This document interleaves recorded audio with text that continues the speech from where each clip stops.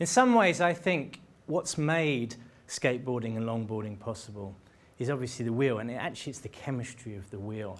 In the early days of skateboarding, wheels used to be made of rubber or wood or sometimes even metal. And of course the metal wheel is very strong, but it gives virtually no grip. The wooden wheels used to split, the rubber had all sorts of problems. And it's your interface with the world. As a skater, the wheel is really the most important thing in the world. So getting that right is crucial, really, to skateboarding and longboarding. And that all happened really after the Second World War, which I'll talk about in a minute. So we need to talk a bit about chemistry. Now, there's a thing called monomers. Monomers is a small chemical compound. I've got an example here behind us. So these are 4 monomers. So you can see the carbon atoms here with little bonds and hydrogen and other groups. This may be a gas or a liquid at room temperature.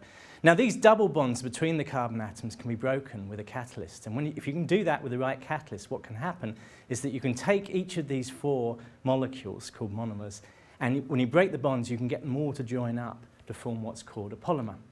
So you add the right catalyst, you break all the bonds in all the molecules, and they basically react together to form a polymer.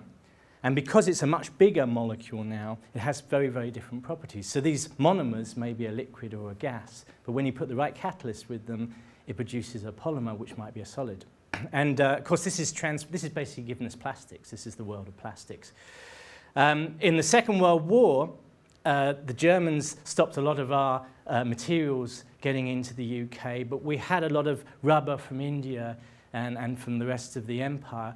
The Germans didn't have that.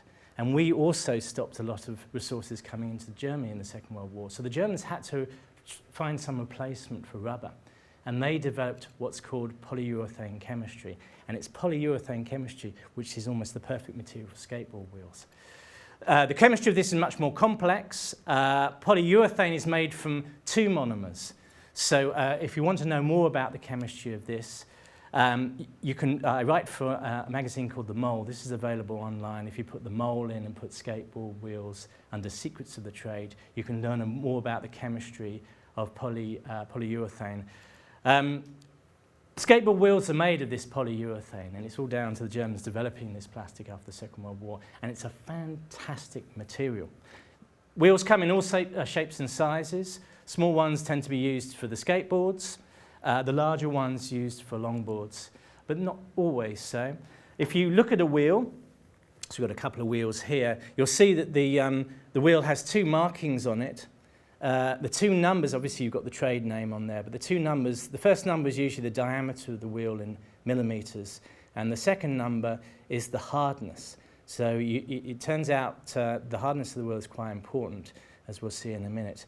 So the wheels, you gauge the wheels not only by their colour, of course, and their obvious size, but these 2 numbers, the diameter of the wheel and this hardness factor.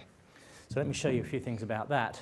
The Durometer Scale, or the hardness factor, is this number that you get on the wheels. It's usually a number and a letter. The letter is usually A for plastics, so it's almost something A. The softer wheels have a lower number, and the higher the number, the more harder the wheel is. So for skateboards, where you usually have small, hard wheels, you usually have a very high durometer number. And for the longboards, which you tend to have softer wheels, is usually a lower number. Soft wheels give a nice, easy ride. You don't feel all the bumps on the road, so it's very soft and beautiful. They give a very nice grip, so they're very comfortable to use. They're not so good at rolling because obviously they squash a bit as you roll along, so there's a little bit more friction, and they wear faster. The hard wheels obviously don't wear so badly. They're very good for rolling because there's less sag, if you like, as you go along the road, but you feel all the vibrations. When you're out on a small hard wheel, you're feeling everything on the surface of the road. And they give a poorer grip, of course, but they last really well, and they're faster to a certain extent for doing tricks.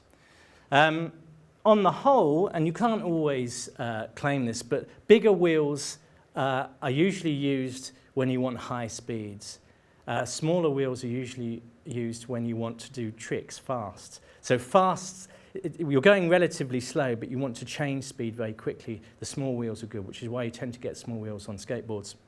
On the longboards, especially if you're doing downhill longboarding, where people go down at high speeds, The bigger wheel allows you to pick up higher speeds, and if it's a soft wheel, you get a nice grip, so that you obviously need the grip if you're going downhill at high speeds. So polyurethane is the magic material really for skateboards. It's incredibly tough, it's flexible, you can change the hardness by mixing in various different chemicals. You can cast them and machine them into almost any shape you want, and you can make them different colours. If you could wave a magic wand to wish for the best material for a skateboard wheel, it's hard to perfect a material better than polyurethane.